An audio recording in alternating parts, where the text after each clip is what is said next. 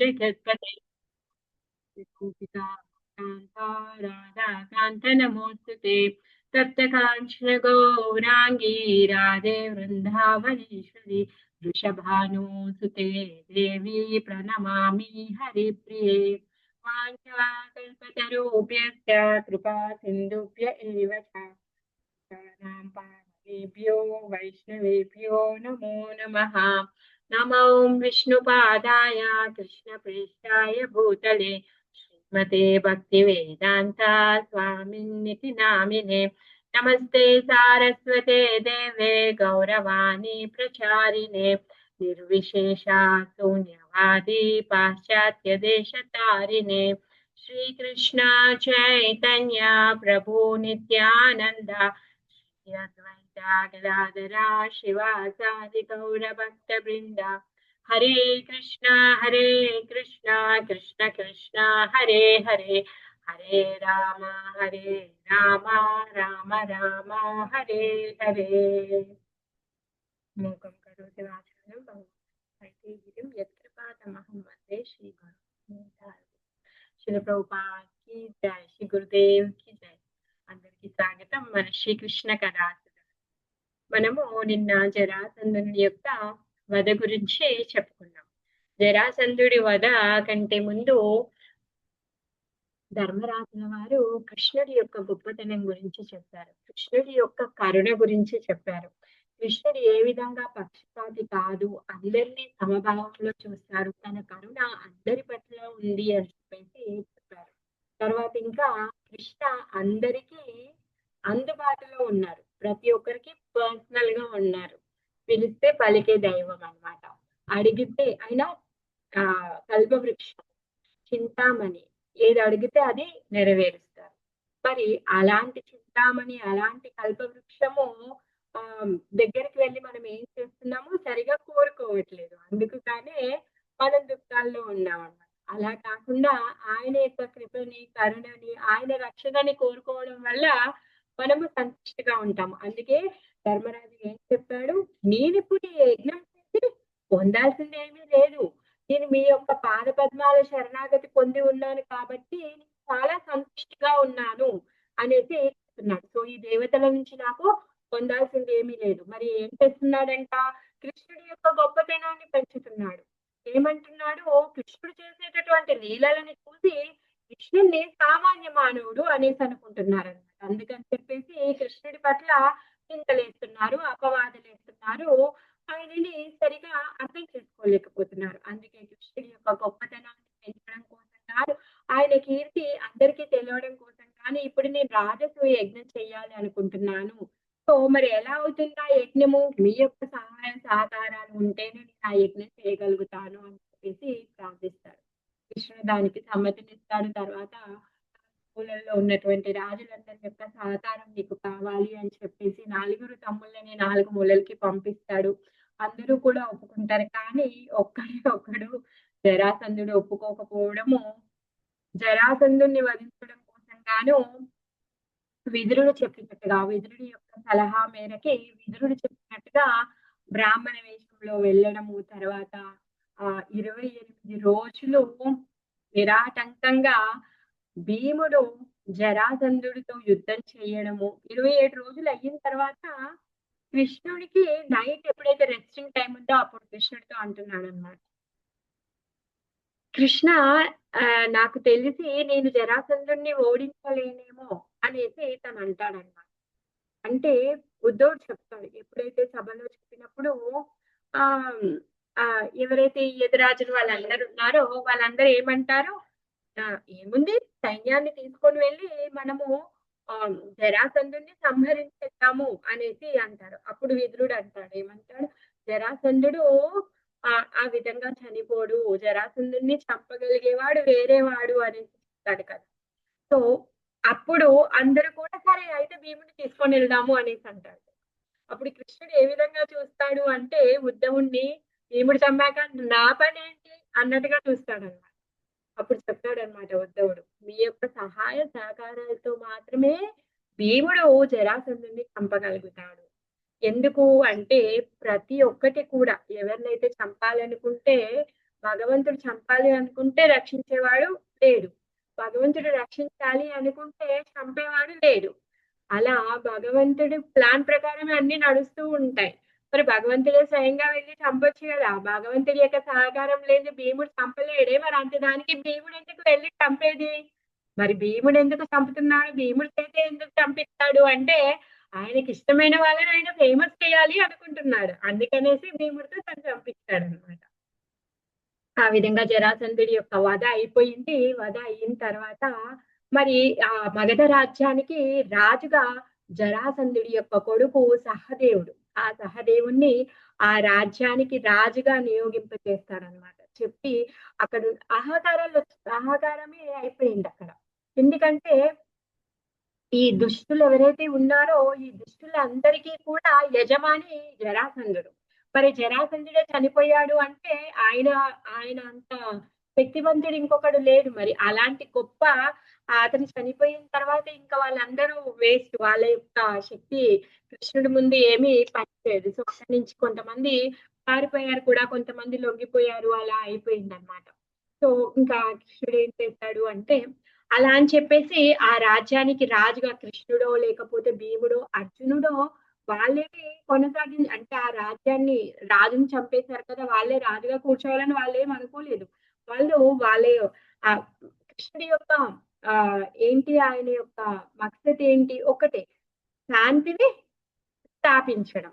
అందుకు గాని ఎక్కడైతే అధర్మం వాటిల్లుతూ ఉంటుందో, అధర్మాన్ని నశింపచేయడము, ధర్మాన్ని స్థాపించడం. ఆ విధంగా ఆహ్, జరాసంధుడిని చంపేసి ఆయన కొడుకు సహదేవుడిని మగధ రాజ్యానికి రాజుగా చేస్తాడనమాట. చేసిన తర్వాత ఆహ్, ఈ మగధ రాజ్యంలో ఉన్నటువంటి 20,800 రాజులున్నారు. వీళ్ళందరూ కూడా అక్కడ ఎన్నో రోజుల నుంచి అరెస్ట్ అయ్యి ఉన్నారనమాట. వాళ్ళందరినీ కూడా విడుదల చేయిస్తాడనమాట. విడుదల చేయించినప్పుడు ఆహ్, ఆ రాజుల యొక్క పరిస్థితి ఎలా ఉందంటే చాలా దీన స్థితిలో ఉంది. ఎలా అంటే రాజు అంటే ఠీవిగా అందమైన బట్టలేసుకొని, కిరీటాలు పెట్టుకొని, మంచి హెయిర్ స్టైల్‌తో ఎంత అందంగా తయారై ఉంటారు కదా! వాళ్ళందరూ ఇన్ని రోజుల నుంచి జరాసంధుడి యొక్క ఖైదీలో బంధించబడి ఉన్నారు కదా! వాళ్ళ స్థితి ఎలా అయిపోయిందంటే దయనీయంగా అయిపోయిందనమాట. శరీరాలంతా ఏమైపోయాయి బలహీనంగా అయిపోయాయంట. బట్టలు పాతగా నల్లగా అయిపోయి చీకిపోయాయి. వాళ్ళ హెయిర్స్ అంతా మాసిపోయాయి. వాళ్ళు చూడడానికి ఎలా అయిపోయారు అంటే, వాళ్ళు ఎన్నో రోజుల నుంచి పాపం తిండి తిప్పలా లేక అలా బందీ అయిపోయినట్టుగా ఉన్నారనమాట. వాళ్ళందరూ భగవంతుడిని స్మరిస్తున్నారు. ఆ! కృష్ణుడు తప్పితే మమ్మల్ని రక్షించే నాథుడు ఇంకొకడు లేడు అని చెప్పేసి వాళ్ళందరూ కలిసి ఒక రాయబారిని కృష్ణుడి దగ్గరికి పంపించారు. దూతనే పంపించారు. ఆ విధంగా కృష్ణుడిని అనుక్షణం వాళ్ళు స్మరిస్తూ ఉన్నారు. మరి అలాంటి కృష్ణుడి యొక్క దర్శనాన్ని వాళ్ళిప్పుడు చేసుకోబోతున్నారనమాట. ఎప్పుడైతే ఈ జరాసంధుడు చనిపోయిన తర్వాత వీళ్ళని విడుదల చేసి వాళ్ళందరూ వచ్చి కృష్ణుడి ముందలకి వచ్చి నించున్నారో, వాళ్ళ యొక్క ఆనందానికి అసలు హద్దులే లేవనమాట. ఎందుకు? అనుక్షణం ఏం చేస్తూ ఉన్నారు? ఆ భగవంతుని గురించి వాళ్ళు చింతిస్తూ ఉన్నారు. అలాంటి వాళ్ళ యొక్క స్వామి వాళ్ళని రక్షించేటటువంటి స్వామి ఇప్పుడు ఎదురుగా దర్శనం చేసుకొని మైమర్చిపోతూ ఉన్నారనమాట. భగవంతుడి యొక్క దర్శనాన్ని వాళ్ళు చేసుకుంటూ ఉన్నారనమాట. అసలు కృష్ణుడిని చూడగానే వాళ్ళకేమనిపించింది అంటే, అప్పుడే ఏర్పడినటువంటి నీలి మేఘ ఛాయ మేఘములాగా ఉన్నాడంట. అప్పుడే అంటే నూతన మేఘం అన్నమాట. అలా ఉన్నాడన్నమాట. ఆయన యొక్క రంగు, ఆయన కట్టుకున్నటువంటి పీతాంబరము, తర్వాత ఆయన మెడలో ఉన్నటువంటి లోటస్ మాల, ఆయన చెవులకు ఉన్నటువంటి దిద్దులు దగదగా మెరుస్తున్నాయంట. ఆయన కిరీటము వజ్ర వైడూర్యాలతో ఉందంట. తర్వాత వాళ్ళు కృష్ణుడిని చతుర్భుజ రూపంలో దర్శనం చేసుకున్నారన్నమాట. శంఖ, చక్ర, గదా, పద్మాలతో వాళ్ళు దర్శనం చేసుకున్నారన్నమాట. తర్వాత కృష్ణుడి యొక్క వక్షస్థలంలో ఉన్నటువంటి కౌస్తుభ మణిని కూడా దర్శనం చేసుకున్నారనమాట. వాళ్ళందరూ భగవంతుడి యొక్క దర్శనం చేసుకుంటూ భగవంతుడి యొక్క రూపాన్ని కళ్ళతో తాగేస్తున్నారంట. ఆ భగవంతుడు వాళ్ళ దగ్గర ఉన్నాడు కదా! ఆ కృష్ణుడి యొక్క శరీరంలో నుంచి వచ్చేటటువంటి ఆ దివ్య మంగళ బంధం ఏదైతే ఉందో ఆ వాసనని చూసి వాళ్ళు వాళ్ళు మర్చిపోయి భగవంతుని వాళ్ళ మనసులో ఆలింగనం చేసుకుంటూ ఉన్నారనమాట. వాళ్ళని వాళ్ళు మైమర్చిపోయారు భగవంతుడి యొక్క దివ్యమంగళ స్వరూపాన్ని చేసుకొని. తర్వాత ఎందుకంటే భగవంతుడి యొక్క సాన్నిధ్యానికి రాగానే వాళ్ళ యొక్క పాపాలన్నీ పటాపంచలైపోయాయి. వాళ్ళు ఇంకా భగవంతుని ప్రార్థించడం మొదలుపెడుతూ ఉన్నారనమాట.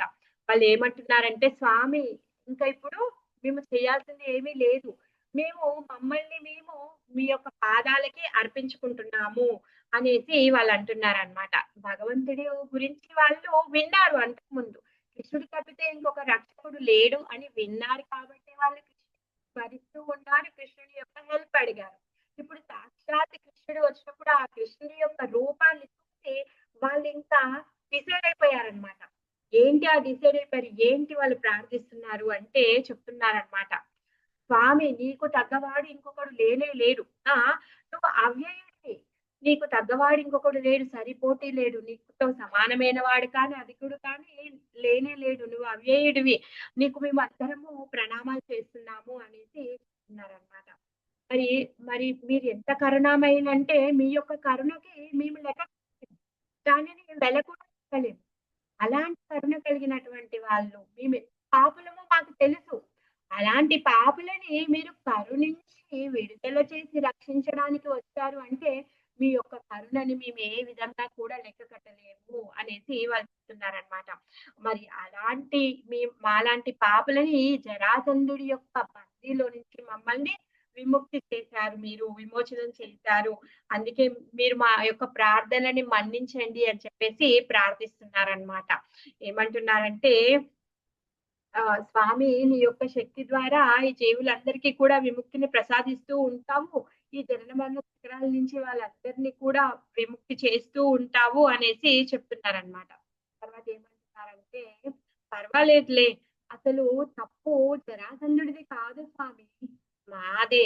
మేము ఎంత గర్వంతో ఉన్నాము అంటే మాకున్నటువంటి శక్తితో, మాకున్నటువంటి ఐశ్వర్యంతో, మా దగ్గరున్నటువంటి సంపదతో మేము చాలా గర్వంగా ఉన్నాం. ఈ గర్వంతో ఏం చేస్తూ ఉన్నాము అంటే, ఇంకొక రాజ్యం మీద దండయాత్ర చేసి దండయాత్ర చేయడం అంటే వీళ్ళు సైన్యాన్ని తీసుకొని వెళ్తారు. అక్కడున్న వాళ్ళు, ఇక్కడున్న వాళ్ళు పోరాడుతూ ఉంటారు.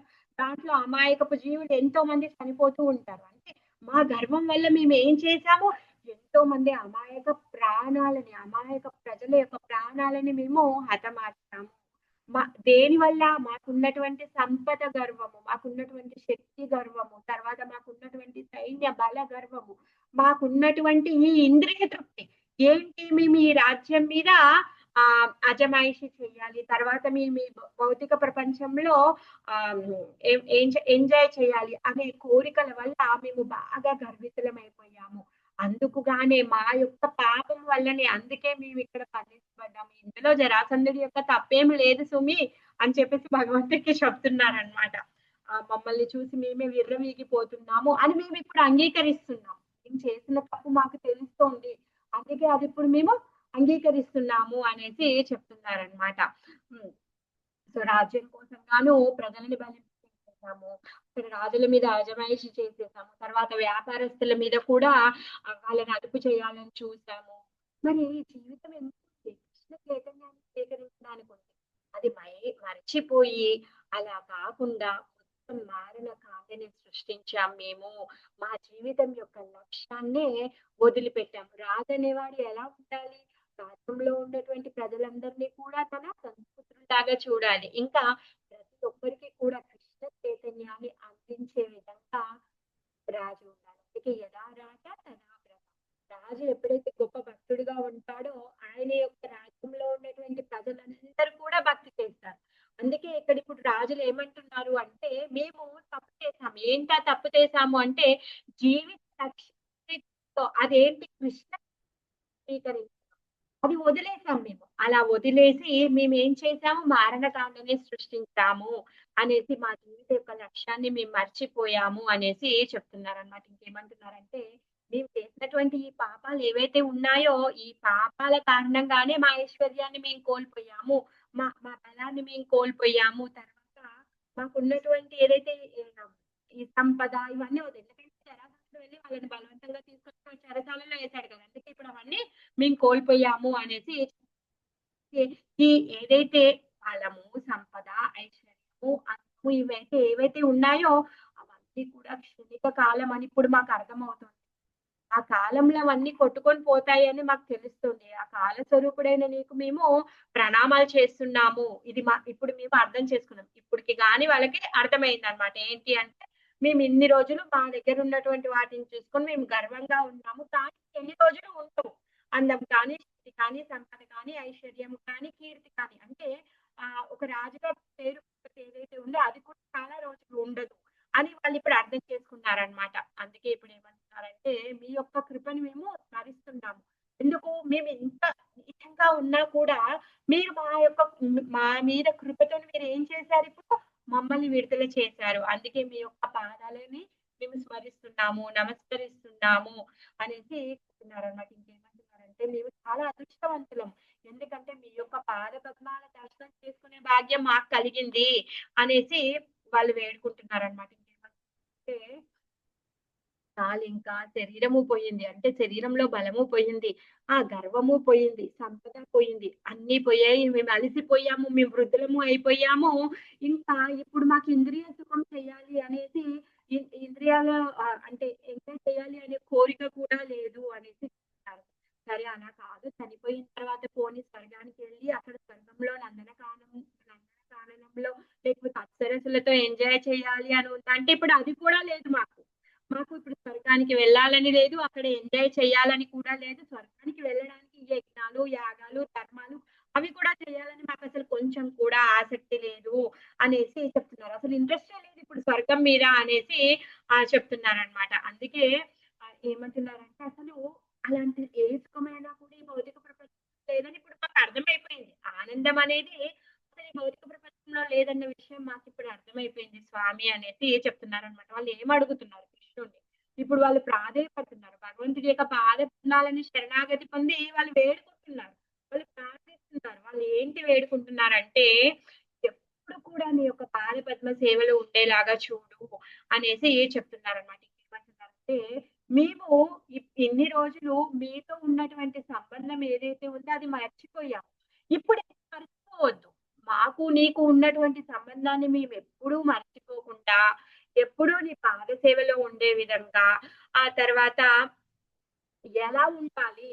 ఏం చెయ్యాలి? ప్లీజ్ స్వామి ఉపదేశించండి అని చెప్పేసి ప్రార్థిస్తూ ఉన్నారనమాట. అలా అని చెప్పేసి మేమేమి ముక్తి అడగట్లేదు స్వామి. మాకేమి ముక్తి వద్దు. మేము చేసినటువంటి ఇప్పుడు పాపాలన్నీ ఉన్నాయి కదా! ఆ పాపాలకి మాకెలాంటి జీవితాన్నిచ్చినా సరే, అంటే చీమలాగో, పురుగులాగో, పుట్రలాగానో ఎలాంటి జీవితాన్నిచ్చినా పర్వాలేదు. ఎలాంటి జన్మిచ్చినా పర్వాలేదు. కానీ ఆ జన్మలో కూడా మీ యొక్క పాదపద్మాలను మేము వదిలిపెట్టొద్దు.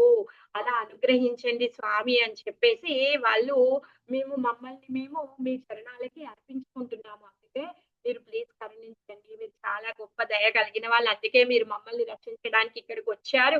అందుకే ఎక్కడున్నా సరే, ఎలా ఉన్నా సరే, మాకేమీ ముక్తి అవసరం లేదు. అలానే స్వర్గం అవసరం లేదు. ధనం, నచనం, సుందరి ఏది వద్దు. ఏం కావాలి? మీ యొక్క పాద పద్మాల స్మరణ కావాలి. మీ యొక్క పాద పద్మాల సేవ కావాలి అని చెప్పేసి వాళ్ళు ప్రార్థిస్తూ ఉన్నారనమాట భగవంతుని. కృష్ణాయ వాసుదేవాయ హరయే పరమాత్మనే ప్రణత క్లేశ నాశాయ గోవిందాయ నమో నమః. కృష్ణాయ వాసుదేవాయ హరయే పరమాత్మనే ప్రణత క్లేశ నాశాయ గోవిందాయ నమో నమః. అన్ని క్లేశాలని తొలగించేవాడు భగవంతుడు. అలాంటి గోవిందునికి మేమందరము ప్రార్థిస్తున్నాము అని చెప్పేసి వాళ్ళందరినీ వాళ్ళు భగవంతుడి యొక్క పాద పద్మాలకి అర్పించుకొని భగవంతుని వాళ్ళు ప్రార్థిస్తూ ఉన్నారనమాట. ఆ విధంగా వాళ్ళ యొక్క ప్రార్థనలన్నీ విన్న తర్వాత కృష్ణుడు మాట్లాడడం మొదలు పెడుతున్నాడు. సరే, సరే. ఓకే. మీరేదైతే కోరుకున్నారో అది నేను విన్నాను. బావుంది. మీకు ఆ వరాన్ని నేనిస్తున్నాను అనేసి కృష్ణుడు చెప్తున్నారు. అయితే ఎవరైతే ఆల్రెడీ భగవద్గీతలో చెప్పాడు కృష్ణుడు. ఎవరైతే నా పాద పద్మాలకి శరణాగతి పొందారో వాళ్ళు నశించరు అని చెప్పేసి. ఆ విధంగా ఇంకేమంటున్నాడు అంటే ఎవరైతే నన్ను ద్వేషించారో హైహయులు కానీ, తర్వాత నా గాని, తర్వాత వేణుడు, రావణుడు, నరకాసురుడు వీళ్ళందరూ కూడా దేవతలైనా, దానవులైనా కానీ భగవంతుడిని ద్వేషించడం వల్ల వాళ్ళు ఏం చేస్తూ ఉన్నారు? వాళ్ళు నశించిపోతూ ఉన్నారు. కాలక్రమంలో నశించిపోతూ ఉన్నారనమాట. ఆ విధంగా మీరు అలా చేయకుండా ఇప్పుడు మీరేం చేశారు? భగవంతుడి యొక్క కృపని వాళ్ళు అర్థం చేసుకున్నారు. అర్థం చేసుకొని ఇప్పుడు భగవంతుని యొక్క ఆహ్, సేవని చేయడానికి వాళ్ళు సిద్ధంగా ఉన్నారు. అందుకని చెప్పేసి మీరు అడిగిన కోరికల్ని మీరు నెరవేరుస్తానని, ఆ వరాన్ని ఇస్తాను అని చెప్పేసి వాళ్ళు నెక్స్ట్ మీరు ఎలా ఉండాలి? ఏం చేయాలి? అనే విషయం చెప్తున్నాడనమాట. మీరు రాజులు. రాజులు అనేవాడు క్షత్రియ కులంలో పుట్టాడు. ఎందుకు పుట్టాడు? ఉన్న జీవులందరికీ కూడా రక్షణ ఇస్తూ వాళ్ళందరికీ సరైన మార్గంలో వాళ్ళని నడిపించే విధంగా మీరు క్షత్రియ కులంలో పుట్టారు కాబట్టి వర్ణాశ్రమ ధర్మం ఏదైతే ఉందో నేనిచ్చినటువంటి ఏవైతే ఈ ధర్మాలున్నాయో ఇస్తూ మీరేం చేయాలి అంటే ఒక కర్తవ్యాన్ని ఆ! ప్రతి ప్రజ ఏదైతే మీ రాజ్యంలో ఉన్నటువంటి ప్రజలున్నారో వాళ్ళందరినీ అన్ని రకాలుగా సంతృప్తి పెట్టండి. సంతృప్తి కలిగే విధంగా వాళ్ళని చూసుకోండి. అది క్షత్రియ ధర్మము. ఇది మరవకండి అనేసి చెప్తున్నాడనమాట. ఆహ్, మీ రాజ్యంలో ఉన్నటువంటి ప్రజల యొక్క సంక్షేమమే మీ యొక్క లక్ష్యము అనేసి చెప్తున్నాడనమాట. అయితే ఇంకేం చెప్తున్నాడంటే కృష్ణుడు వాళ్ళకి ఈ జీవితం అంటే ఏదైతే ఈ జీవనం ఉందో ఈ జీవితంలో ఏమొస్తూ పోతూ ఉంటాయంట. సుఖదుఖాలు, లాభ నష్టాలు వస్తూ పోతూ ఉంటాయంట. అవొచ్చాయి కదా అని చెప్పేసి మీరు కలత చెందొద్దు. లాభం వచ్చిందని ఎక్కువగా ఉప్పొంగిపోవడం, నష్టం వచ్చింది కృంగిపోవడము అలాంటివి చేయొద్దు. నిరంతరం అవి వస్తూ పోతూ ఉంటాయి. చలికాలం తర్వాత ఎండాకాలం, ఎండాకాలం తర్వాత చలికాలం ఏ విధంగా అయితే వస్తూ పోతూ ఉంటాయో, ఆ విధంగా ఈ లాభ నష్టాలు, కష్టాలు, సుఖాలు ఇవన్నీ కూడా వస్తూ పోతూ ఉంటాయి. వాటిని పట్టించుకోకుండా నిరంతరము నా సేవలో నిమగ్నమై ఉండండి. అప్పుడు మీరు సంతుష్టిగా ఉంటారు. ఎక్కడున్నా, ఎక్కడున్నా. మీరు ఈ భౌతిక ప్రపంచంలో ఉన్నా కానీ, వైకుంఠ లోకంలో ఉన్నా కానీ మీరు సంతోషంగా ఉంటారు. ఇహ పరలోకాల్లో మీరు హ్మ్. సౌఖ్యాన్ని పొందుతారు, సంతుష్టిగా ఉంటారు అనేసి చెప్తున్నాడనమాట. ఎల్లప్పుడూ నా భక్తులుగా ఉండండి అనేసి చెప్తున్నారు. భగవద్గీతలో చెప్పినట్టుగా నాకు నమస్కరించు, నన్ను స్మరించు, నాకు పాదాభివందనం చేయి, నాకు భక్తుడివి కమ్ము, నాకే అర్పించు అని చెప్తారు కదా! ఆ విధంగా ఇక్కడున్నటువంటి రాజులందరికీ కూడా తను చెప్తున్నాడనమాట. ఇంకా తర్వాత వాళ్ళిప్పుడు ఎన్నో రోజుల నుంచి జరాసంధుడి యొక్క ఆధ్వర్యంలో బంధించబడి ఉన్నారు కాబట్టి వాళ్ళు పాపం బక్కచిక్కిపోయారు, నిస్సహాయులుగా ఉన్నారు. కృష్ణుడు ఆయన సైన్యంలో కొంతమందికి చెప్తాడనమాట. వాళ్ళకి కావాల్సిన హెల్ప్ అంతా చేయండి అని చెప్తాడు. సహదేవుడికి పిలిచి జరాసంధుడి యొక్క కొడుకు సహదేవుడిని పిలిచి వాళ్ళకి కావాల్సినవి వాళ్ళ దగ్గర నుంచి దోచుకున్నవి అన్నీ కూడా తిరిగి ఇవ్వమని చెప్పి వాళ్ళకి వాటన్నింటిని కూడా చేయమనేసి ఆహ్, తనకి ఆజ్ఞాపిస్తాడనమాట.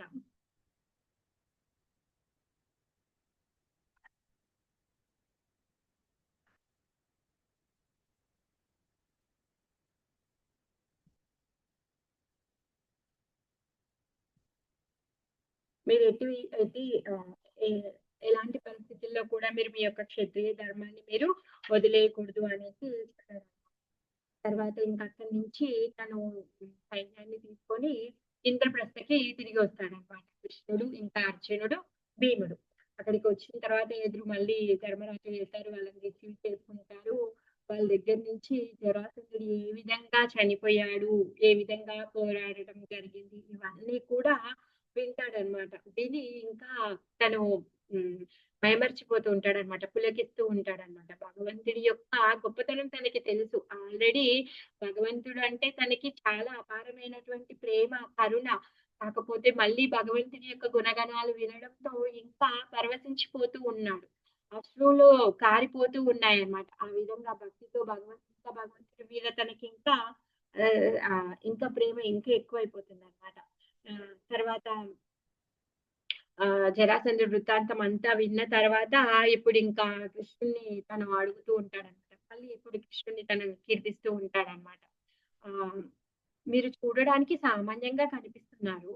మరి మీరు చెప్పినటువంటి ఏవైతే ఆర్డర్స్ ఉన్నాయో, ఆర్డర్స్ ఎవరు తీసుకుంటున్నారంట?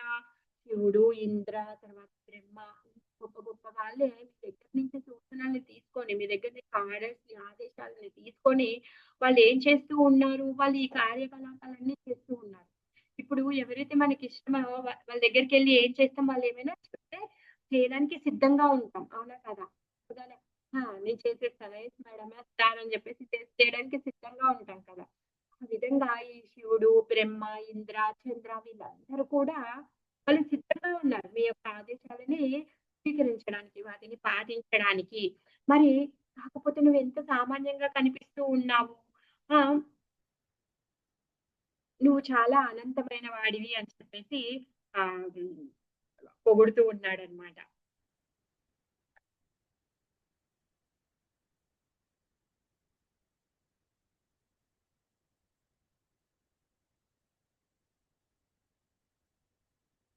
అయితే ఇంకేమంటున్నాడంటే ధర్మరాజు, నిజంగా చెప్పాలి అంటే మేము నిరుపేదలం. ఆ! మా లోపల గర్వం కూడా ఉంది. మొత్తం ఈ భూమండలం అంతా కూడా మేము పాలించగలుగుతాము అనే గర్వం కూడా మా లోపలుంది. మేము అప్పుడప్పుడు అలా అనుకుంటూ ఉంటాం. మరి అసలు ఇలాంటి వాళ్ళని మీరేం చేస్తున్నారు? మా యొక్క ఆజ్ఞలను మీరు స్వీకరిస్తున్నారు. ఎందుకు ధర్మరాజు ఇప్పుడు రమ్మంటే వచ్చాడు. ఇప్పుడు తర్వాత జరాసంధుని చంపడం కోసం గాను వెళ్ళాడు. మళ్ళీ తర్వాత ఇప్పుడు రాజసూయ యజ్ఞానికి హెల్ప్ చేయడానికి అక్కడున్నాడు. అంటే కృష్ణుడి యొక్క ఆజ్ఞలని పాటించడానికి అక్కడ లైన్‌లో ఉన్నారు. బ్రహ్మ, శివ, ఇంద్ర, చంద్ర, సూర్య వీళ్ళందరూ లైన్‌లో ఉన్నారు. అలాంటి వాడు ఇక్కడ ధర్మరాజు చెప్పినటువంటి ఆర్డర్స్‌ని స్వీకరించడానికి కృష్ణుడు ఇక్కడ తత్పరంగా ఉన్నాడు. తను ఏది చెప్తే అది చెయ్యడానికి. ఎందుకు? తనేం చెప్పాడు? ఎవరైతే నా భక్తులున్నారో నేను వాళ్ళకి లొంగిపోతాను. వాళ్ళ యొక్క సేవకుడిగా నేనుంటాను అని చెప్పాడు కదా! అదే విషయాన్ని ఇక్కడ ధర్మరాజు చెప్తున్నాడన్నమాట. నువ్వు అపార కరుణ కలిగినటువంటి వాడివి. అనంతమైన శక్తులు కలిగినటువంటి వాడివి. ఆ! అనంతమైన శక్తులు. తను ఆర్డర్ ఇవ్వాల్సిన అవసరం లేదంట. తన యొక్క సైగలతోనే, తన యొక్క కదలికలతోనే మాయాదేవి పనులన్నీ చేసేస్తుందనమాట. ఛాయేవ యస్య ఎలా ఉంటుంది అంటే ఛాయలాగా మనిషి కదిలితే నీడ ఎలా అయితే కదులుతుందో, ఆ విధంగా భగవంతుడి యొక్క శక్తి, భగవంతుడి యొక్క సైగలని చూసి తన కార్యాలు చేసేస్తుందనమాట. అలాంటి శక్తి కలిగినటువంటి వాడు. మరిప్పుడు అలాంటి కృష్ణుడు ఇక్కడ ధర్మరాజు ఇది కావాలి, అది కావాలి, అది చేద్దాం, ఇది చేద్దాము అంటే ఇక్కడ చూడడానికి ఎలా ఉంది? ధర్మరాజు ఆజ్ఞాపిస్తే నేను ఆజ్ఞలని శిరసావహించే విధంగా ఉంది అనేసి చెప్తున్నాడన్నమాట. ఏమంటున్నాడంటే అసలు మేము దండింపదగిన వాళ్ళం. అంటే మేము పనిష్ చేయాలి. పనిష్మెంట్ మాకివ్వాలి మీరు. కానీ మీరు మాకు పనిష్మెంట్ ఇవ్వకుండా మీరేం చేస్తున్నారు? మా యొక్క ఆజ్ఞలను మీరు పాటిస్తున్నారు అనేసి చెప్తున్నారన్నమాట. మీరు అలానని సామాన్యమైన వ్యక్తి కాదు. మీరు సామాన్యమైన వ్యక్తిలాగా నటిస్తున్నారే, అది చూస్తే చాలా ఆశ్చర్యం కలుగుతుంది అని చెప్పేసి ఆహ్, ధర్మరాజు అంటున్నారు. కుంతి మహారాణి కూడా తన ప్రార్థనలో అంటుందన్నమాట. మీరు చూడ్డానికి ఎలా ఉన్నారు? సామాన్యంగా ఉన్నారు. చూడ్డానికి నాటకం వేసే నాటుడుగా కనిపిస్తున్నారు. కానీ ఎవరైతే నీ యొక్క భక్తులున్నారో వాళ్ళే తెలుసుకోగలుగుతారు నీ యొక్క స్వరూపాన్ని అనేసి కుంతి మహారాణి ప్రార్థించింది. అదే విధంగా ఇక్కడ ధర్మరాజు చెప్తున్నాడన్నమాట. చూడ్డానికి అలా కనిపిస్తున్నావు కానీ నీ యొక్క ఏదైతే ఈ ప్రవర్తన ఉందో, ఏదైతే నీ యొక్క లీలలున్నాయో అవి మమ్మల్ని చాలా ఆశ్చర్యం కలిగించేలా చేస్తుంది. నువ్వు నాటకంలో వేసేటటువంటి నటుడిలాగా కనిపిస్తున్నావు అనేసి చెప్తున్నాడన్నమాట. హ్మ్. తర్వాత ఇంకేమంటున్నాడంటే, "నువ్వు పరబ్రహ్మ స్వరూపుడివి, దేవాది దేవుడివి. తర్వాత నీ లోపల అంటే లాభమొస్తుందనో, నష్టమొస్తుందనో అంటే నష్టాల పట్ల నీకేమి ఎటువంటి మక్కువ అనేదే లేదు. తర్వాత ఇంకేంటి అంటే, నువ్వు నాది, నీది అనే విషయం నీ దగ్గర అసలు ఉండనే ఉండదు. అలాంటి భేదభావాలే లేదు. నువ్వసలు విచక్షణ రహితుడివి. తర్వాత జీవులందరిలో స్వభావంగా ఉంటుంది. ఇది నాది, నా ఊరు, నా ఇల్లు, నా సంపద, నా బ్యాంక్ బ్యాలెన్సు ఈవెన్ పశువుల్లో కూడా కనిపిస్తూ ఉంటుంది. అది కానీ మీరు పరిశుద్ధమైన వారు. మీ లోపల కించిత్తు కూడా నాది, నీది అనే భేదభావం లేదు అనేసి చెప్తున్నారనమాట. మళ్ళీ తర్వాత ఏమంటున్నాడంటే, నీ భక్తుల లోపలనే కనిపించదు. సో, మీ దగ్గర ఎలా కనిపిస్తుంది అనేసి మళ్ళీ అంటున్నాడనమాట. ఆ విధంగా కృష్ణుడిని ధర్మరాజు తన యొక్క మాటలతో తన తనకి మనస్ఫూర్తిగా కృష్ణుడు తను కూడా గ్లోరిఫై చేస్తున్నాడనమాట. కీర్తిస్తూ ఉన్నాడనమాట. కీర్తిస్తూ తనిప్పుడు చేస్తున్నాడు. ఏమంటున్నాడు అంటే ఇంకా రాజసూయ యజ్ఞానికి అనేసి సన్నాహాలు చేద్దామా అనేసి తన దగ్గర నుంచి పర్మిషన్ తీసుకుంటూ ఉన్నాడనమాట. తీసుకున్న తర్వాత అందరిని ఆహ్వానిస్తూ ఉన్నాడనమాట. విద్వాంసులని, తర్వాత ఋషులని, మరి యజ్ఞం ఎక్కడ చేయాలి,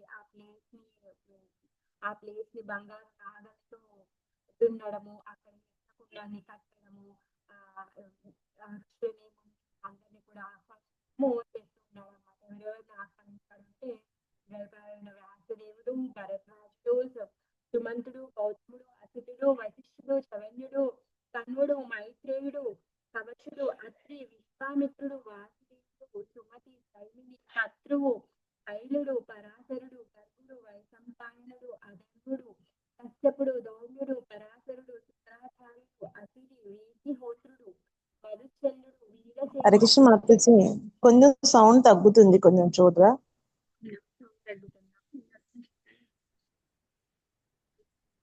హరే కృష్ణ, ఇప్పుడు ఓకేనా? ఓకే మాతాజీ.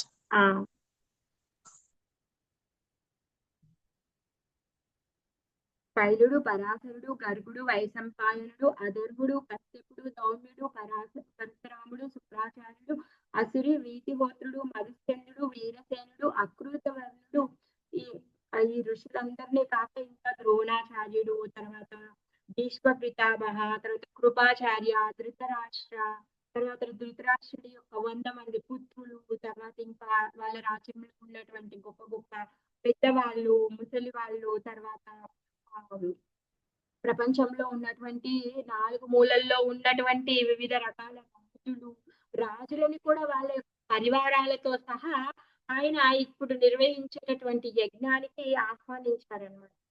ఇక్కడ ఆ యజ్ఞాన్ని చేయడం కోసం గాను క్షత్రియులు, తర్వాత వైశ్యులు, శూద్రులు అందరూ కూడా అక్కడికి వచ్చారనమాట. మరి వచ్చిన వాళ్ళందరినీ కూడా వాళ్ళు అక్కడే కూర్చొని ఉంటారు. ఆ యాగాలు, యజ్ఞాలు చేయడం అంటే కొన్ని రోజుల వరకు చేసేవాళ్ళు. మరి వాళ్ళకి వచ్చిన వాళ్ళందరికీ కూడా వాళ్ళకి తగ్గట్టుగా సదుపాయాలన్నీ ఇవ్వడము, వాళ్ళకి బస చేయడము, వాళ్ళు తినేటటువంటి వంటలని వాళ్ళకి కావాల్సినటువంటి పరిస్థితులన్నింటినీ కూడా సమకూర్చడం జరిగేదన్నమాట. తర్వాత అక్కడ అదేంటి భూమిని అంతా చేశారు, బంగారు నాగలతో దున్నారు. తర్వాత యుధిష్ఠిరుడు ఇప్పుడు యజ్ఞం చేయడానికి దీక్షని అంటే సంకల్పం చేసి తను దీక్షను తీసుకోబోతున్నాడు అనమాట. ఆ విధంగా యజ్ఞవాటికలో ఆయనకి యజ్ఞ దీక్షను ఇచ్చారు. మరి ఆ యజ్ఞవాటికలో వాడేటటువంటి పాత్రలు అన్ని కూడా బంగారు పాత్రలు ఉన్నాయంట. ఇలాంటి యజ్ఞము అంతకు ముందు ఒకసారి వర్ణదేవుడు కూడా చేశాడంట. ఆయన కూడా బంగారు పాత్రలు ఉపయోగించే యజ్ఞం చేశాడంటే ఇప్పుడు యుధిష్ఠిరుడు కూడా అలాంటి యజ్ఞాన్ని అలాంటి బంగారు పాత్రల్ని ఉపయోగించుకొని యజ్ఞం చేస్తూ ఉన్నాడు అనమాట. మరి ఈ యజ్ఞానికి ఇంకా ఎవరెవరు వచ్చారు అంటే బ్రహ్మ, శివ, ఇంద్ర, తర్వాత ఇంకా దేవతలు అంటే 3 దేవతలు ఉన్నారు, వాళ్ళందరూ వచ్చారు. సిద్ధులు, గంధర్వులు, సేన, తపో, నాగ, యజ్ఞ, రాక్షస, పక్షి, చారణ లోకాలు, వీళ్ళన్ని లోకాల్లో నుంచి కూడా వాళ్ళందరికీ కూడా యుధిష్ఠిరుడు ఆహ్వానాన్ని పంపించాడు. వాళ్ళందరూ కూడా యుధిష్ఠిరుడి యొక్క ఆహ్వానాన్ని స్వీకరించి అందరూ ఆయనకి సంతోషం కలిగించే విధంగా అందరూ అక్కడికి వచ్చేసారనమాట. ఎందుకంటే ప్రతి ఒక్కరు కూడా యుధిష్ఠిరుడు రాజసూయ యజ్ఞం చేయగలిగేటటువంటి అర్హత, చేయగలిగేటటువంటి స్తోమత, అంటే ఆయనకి ఆ హక్కు ఉంది అని చెప్పి వాళ్ళందరూ కూడా ఆ విధంగా ప్రతి ఒక్కరు కూడా వాళ్ళ యొక్క సమ్మతిని తెలపడం కోసం కానీ ప్రతి ఒక్కరు కూడా అక్కడికి వచ్చారన్నమాట. మరి అలాంటి అర్హత కలిగినటువంటి వాడు అలాంటి యజ్ఞం చేయగలుగుతాడు. అందుకే అలాంటి మరి అర్హత ఎవరున్నారు అంటే ఇక్కడ కృష్ణుడి యొక్క భక్తుడు. మరి ఆయనకి కృష్ణుడి యొక్క భక్తుడికి అసాధ్యమైన పని ఏది ఉండదంట, అన్ని కూడా సాధ్యమవుతుంది. సాక్షాత్ కృష్ణుడి యొక్క అండదండలో తను ఉంటాడు.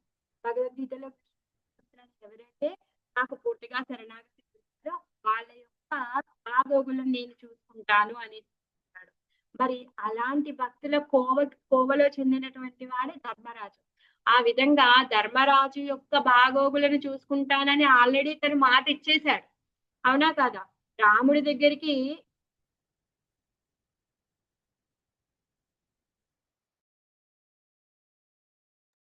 విభీషణుడు వెళ్ళి శరణాగతి పొందితే మిగిలిన వాళ్ళందరూ కూడా భయపడ్డారు. కానీ రాముడు ఏం చేశాడు?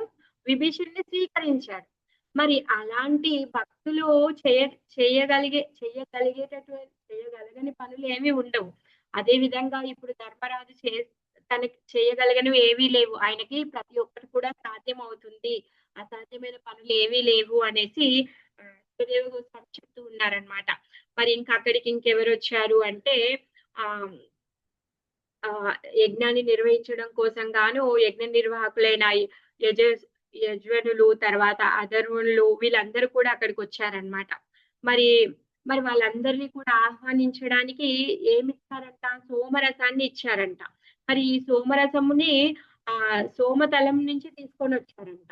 మనం 5వ స్కందం భాగవతం చదువుకున్నప్పుడు అక్కడ 7 సముద్రాలు ఉంటాయన్నమాట. అందులో సోమరస సముద్రం కూడా ఉంటుందన్నమాట సోమతలంలో. అక్కడి నుంచి ఈ సోమరసాన్ని తెచ్చారన్నమాట.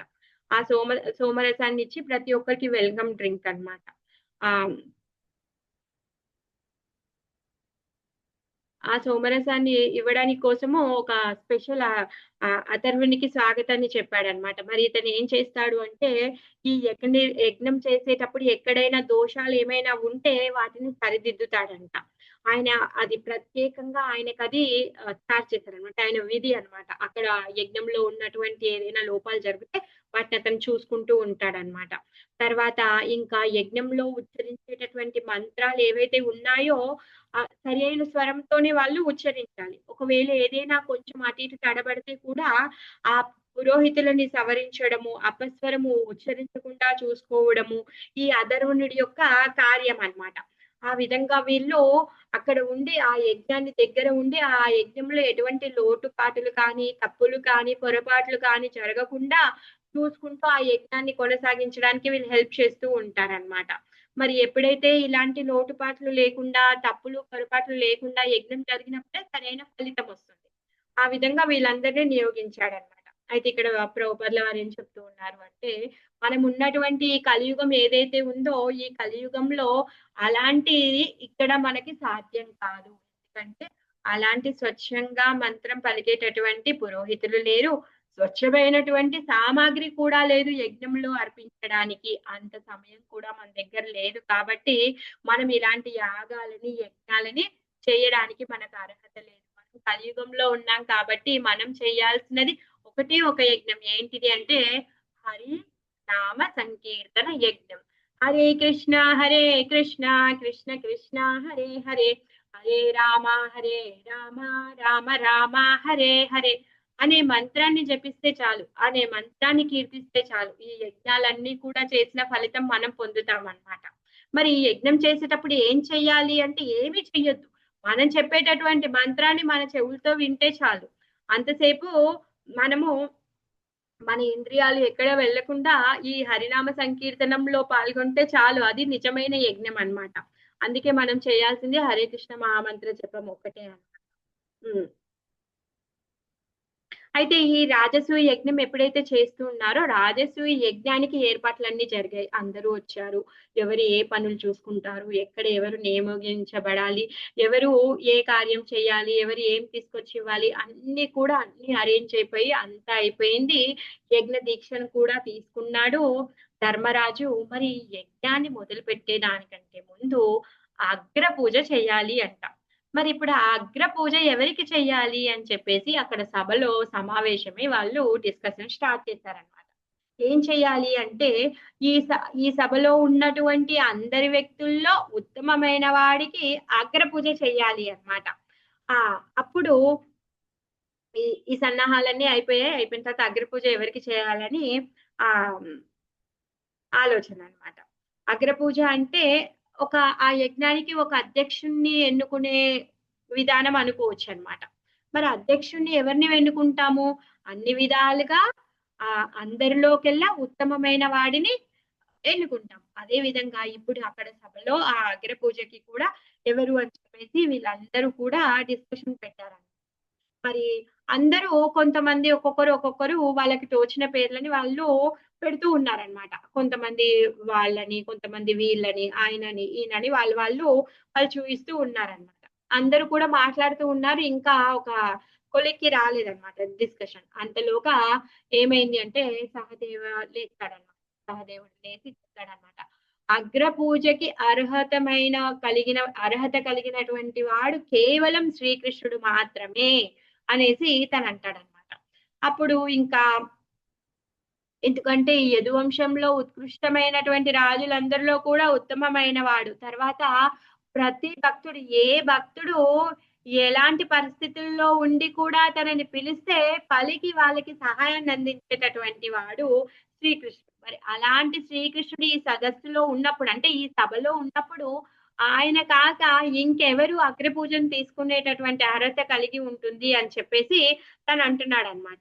సో ఏమంటున్నాడంటే కృష్ణునికి అగ్రపూజ చెయ్యాలి అనేసి చెప్తున్నాడు. ఏమంటున్నాడంటే అందరినీ కూడా మీరు అభ్యంతరం చెప్పకుండా ఆయనకు అగ్రపూజ చేసే విధంగా మీరందరూ కూడా అంగీకరించండి, అదే మంచిది అనేసి చెప్తున్నాడు అనమాట. ఇంకా ఇది నా అభిప్రాయం కూడా, మీకు కూడా మంచిది, నా అభిప్రాయం కూడా అనేసి చెప్తున్నాడు అనమాట. మరి ఇంకా అక్కడ ఎవరున్నారు? బ్రహ్మ, తర్వాత శివ, ఇంద్ర, ఎంతో మంది దేవతలు ఉన్నారు, వీళ్ళందరూ కూడా ఉన్నారు. మరి వీళ్ళందరూ కూడా ఇప్పుడు కృష్ణుని చూడడానికి నార్మల్ పర్సన్ లాగా కనిపిస్తున్నాడు. మరి అక్కడ సాక్షాత్ బ్రహ్మ ఉన్నాడే, శివుడు ఉన్నాడే, మరి వీళ్ళందరూ కూడా అక్కడ ఉన్నారు.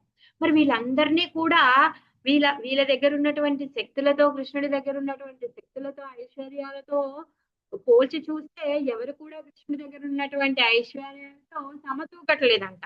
ఎందుకు? భగవంతుడి దగ్గర ఉన్నటువంటి బలం కానీ, ఐశ్వర్యం కానీ, కీర్తి కానీ, ఆ జ్ఞానం కానీ, త్యాగం కానీ, ఈ ఏ విషయాల్లో కూడా ఇంకెవరు కూడా ఆయనతో సమానంగా ఎవరు లేరన్నమాట. అందుకుగానే కృష్ణుడే ప్రధాన స్థానంలో ఉన్నాడు కాబట్టి ఈ కృష్ణుడికే ఈ అగ్రపూజ చేయాలి అని చెప్పేసి వాళ్ళందరూ నిర్ణయిస్తూ ఉన్నారు. మరి భగవంతుడు జీవుడికే ఆధారము, ఈ విశ్వానికే ఆధారము, ప్రతి ఒక్కదానికి ఈ జగత్తుకే ఆధారము. ఆయన లేకుండా అసలు ఇంకా ఏమీ లేనే లేదు. ఆయన వేదాలకి, తర్వాత మంత్రాలకి, తర్వాత వేద సారానికి, ప్రతి ఒక్కదానికి కూడా తనే ఆధారం అన్నమాట. మరి అలాంటి కృష్ణుడు ఆత్మ సాక్షాత్కారానికి మార్గం అతనే. బ్రహ్మజ్యోతిని ఉపాసన చేసే వాళ్ళు కూడా పొందేది ఏంటి? భగవంతుడి శరీరంలో నుంచి వచ్చేటటువంటి దేహకాంతి. పరమాత్మని ఉపాసన చేసే వాళ్ళు కూడా ఏం చేస్తున్నారు? భగవంతుడు హృదయంలో ఉన్నటువంటి పరమాత్మ స్వరూపాన్ని పొందడం కోసమే వాళ్ళు చేస్తున్నారు. మరి భక్తులు ఎవరైతే ఉన్నారో భగవంతుడి యొక్క సచ్చిదానంద విగ్రహ స్వరూపాన్ని పూజించి భగవంతుడి యొక్క సేవలో ఉండడానికి వాళ్ళు చేస్తూ ఉన్నారు. అంటే ఎవరు కూడా ఏ మార్గంలో వచ్చినా కానీ, ఎవరైనా కానీ వాళ్ళు ఏం చేస్తున్నారు అంటే కృష్ణుడి దగ్గరికి వెళ్ళడానికి వాళ్ళు కృష్ణుని సాక్షాత్కారం చేసుకోవడం కోసం కానీ వాళ్ళందరూ కూడా పాటుపడుతున్నారు. అందుకు గాని ఈ పరబ్రహ్మమైనటువంటి శ్రీకృష్ణుడికి అగ్ర పూజ చేయడం ఉచితమైంది అనేసి వాళ్ళు. అందుకని దీనికోసమని ఎక్కువ పెద్ద డిస్కషన్ పెట్టాల్సిన అవసరం లేదు. కృష్ణుడి యొక్క గొప్పతనం ముందు మిగిలిన వాళ్ళంతా కూడా బలాదూరి ఇక్కడ డిస్కషన్ నడుస్తూ ఉంటుంది. మరి ఇంకా అక్కడ ఉన్నటువంటి వాళ్ళందరూ కూడా కృష్ణుణ్ణి ఆమోదిస్తున్నారని. ఇంకా తర్వాత సహదేవుడు ఏమంటున్నారు అంటే ఏ విధంగా అయితే చెట్టు వేరు లేకపోతే చెట్టు బ్రతకదో, చెట్టు వేరికి నీళ్లు పోయడం వల్ల చెట్టు ఏ విధంగా అయితే బ్రతుకుతుందో, అదే విధంగా మనం ఇప్పుడు కృష్ణుని యొక్క పూజ చేయడం వల్ల మొత్తం భూనభాండాలు కానీ, ప్రతి జీవి కానీ, ప్రతి ఒక్కటి కూడా సంక్షోభంగా ఉంటుంది. అందుకే ఈ అగ్ర పూజ కృష్ణుడికి చేయాలి చెప్తున్నారు. ఈ చతుర్వేదాల యొక్క మూలం అతనే, మోక్షానికి కారణం అతనే. తర్వాత ఆయన కృప వలనే ఈ యాగాలు, యజ్ఞాలు ఇవన్నీ కూడా జరుగుతున్నాయి. యజ్ఞం అంటే ఏంటి? విష్ణు రూపం. ఎవరి కోసం చేస్తారు? యజ్ఞార్థాత్ విష్ణు. మరి విష్ణు కోసమే యజ్ఞం చేస్తారు. మరి అలాంటి సాక్షాత్ విష్ణు సభలో ఉండగా ఇంకొకరిని ఎలా అగ్రుడిగా సెలెక్ట్ చేస్తారు? అది సరైనది కదా. అందుకే ఇది నా అభిప్రాయం. ఇంకా మీరు ఇది ఆమోదించడం మీకు కూడా మంచిది అనేసి తను చెప్తున్నాడు అన్నమాట. అందుకే ఇంకెవరికి చెయ్యలేము, ఆయనకే చెయ్యాలి అని చెప్తున్నాడు అన్నమాట. ఇది అర్హులు వేరే ఎవరు కాదు అనేసి చెప్తున్నారు. ఇంకేమంటున్నారంటే అదే పొట్టకి ఆహారం ఇవ్వడము, అలానే ఈ కృష్ణునికి అగ్రపూజ చేయడం కూడా ఉత్తమము. అప్పుడు కృష్ణుడికి అగ్రపూజ చేయడం వల్ల ప్రతి ఒక్కరు కూడా సంతృష్టి చెందుతారు అనేసి చెప్తున్నాడు.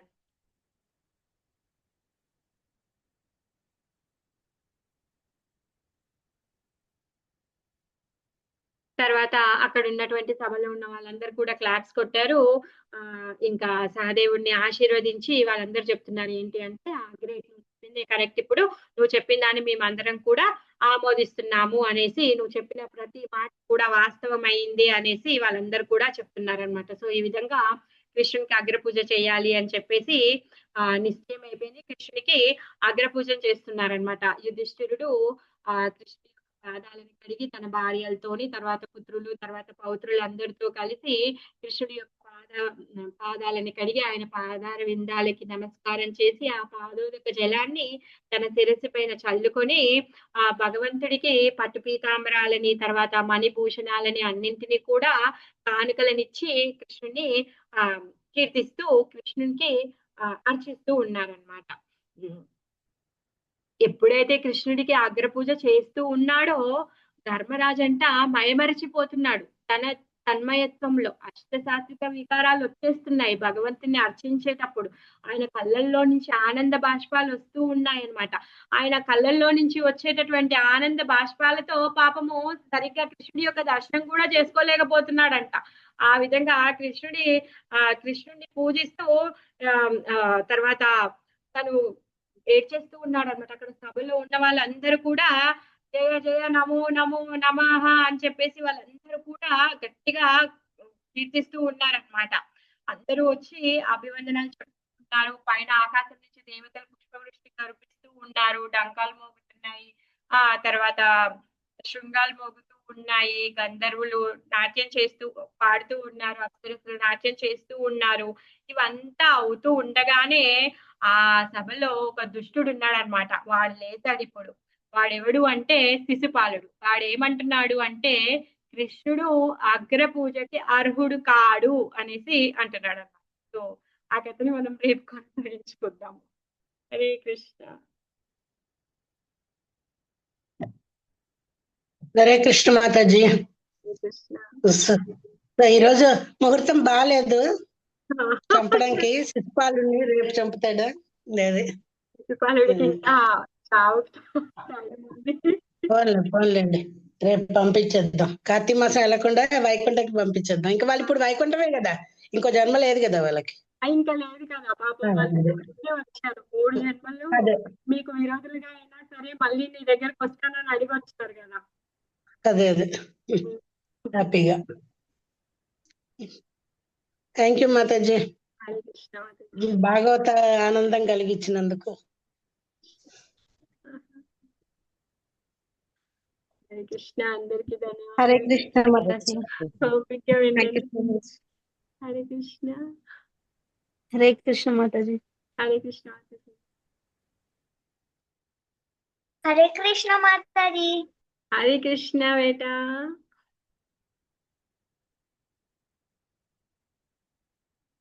హరే కృష్ణ. అందరం మళ్ళీ రేపు కలుసుకుందాం. హరే కృష్ణ మాతాజీ. రేపు 11ంటికి భాగవతం క్లాస్ కూడా పెట్టుకుందాం. హరే కృష్ణ.